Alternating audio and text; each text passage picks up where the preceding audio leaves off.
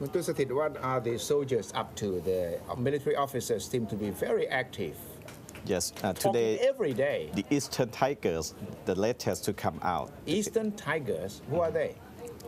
They're Bulapa Payak in Thai, Yeah. and they are known to be one of the most powerful, formidable force of the Thai army. Based in the east of Thailand, Yes. Prajinburi. Prajinburi, of Yes, course. and they have come out in almost full force to declare their support for the army chief. Yes. Why do they need to do that? We all know that they support their Yeah, it boss. sort of bring us back to the time of Sedang, right? Yes. When Sedang had a trouble with the former army chief Anupong, the same thing happened. And then what happened after that is everyone know what happened after that. Is it because Jatuporn Pongpan, one of the red shirt leaders, spoke on April 10th that infuriated that and what happened after that? So the question is, how should we feel about this? How should we feel about it? If we take the word of red shirt leaders seriously, we may be a little worried because they are accusing the army of using this situation to plan for something bigger and probably worse than this, maybe a coup. The red shirts suspect that this is a prelude to a coup. Yes, or something like they say this is something leading to the destruction of the Pheu Thai party. Yes. This is what the red shirt leaders are saying. What do the army people say about this? Well, if we look at the chronology, we can be a little excited, but Yes. we should not be worried that much. So we should not be paranoid. The chronology was that the army and the armed force leaders, they came out before Jatuporn went on stage Yes. to declare that there was going to be no coup Yes. in Thailand. The situation was quite good after that, but a few days after that, Kun Jatuporn went on stage on April 10, and everything went downhill after that. So the red shirt leaders can accuse the army of anything, but they have themselves at least partly to blame for the deterioration of this Publicly, situation. the soldiers who have come out say that they are declaring their loyalty to the monarchy. Yes, in my opinion, they were just reacting to what happened. They were like a passive reaction to what happened on the lecture stage.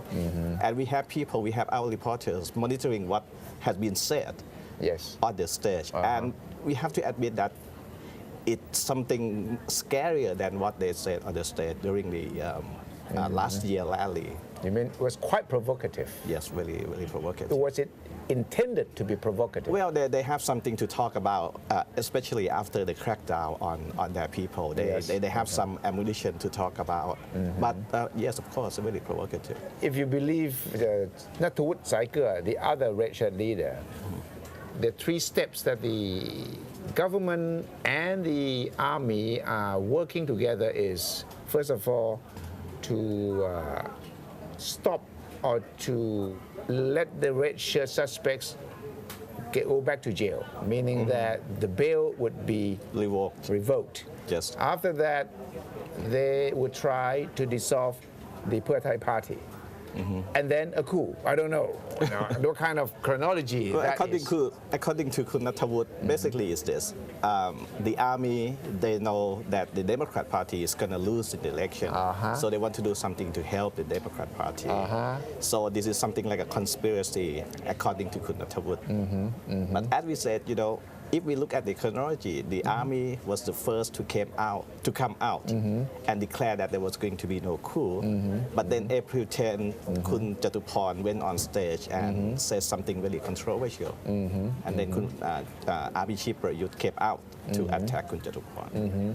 So I am not too sure what Kun Thaksin will gain out of this confrontation between the red shirts and the army. He must be very worried. Yeah. I don't think it's going to benefit him politically. There have been stories about pressure within the Pheu Thai party itself for Kun Thaksin to disband the party. But Thaksin has not done that, and Thaksin will not do that. He cannot do that. I don't think he can do that. So it's much easier said than done to separate the red shirt movement from the Pheu Thai party. But it's not good for the soldiers or the army establishment either if this kind of rhetoric continues from the barracks. Well, it could benefit them in certain way because they have to do something to react to what has been said by the red shirt people. If they have done nothing, they would be criticized by some other groups in Thai society also. So to the red shirt, of course, or maybe to the international community, it's not good for them. It's bad for them to do this, but I mean for the Thai public, it's not that. For us, for the members of the Thai public, should be afraid, scared, excited. We can be a little excited, but I'm not going to be worried much about a possibility of a coup. I don't think it's going to happen. So we shouldn't panic. We shouldn't panic.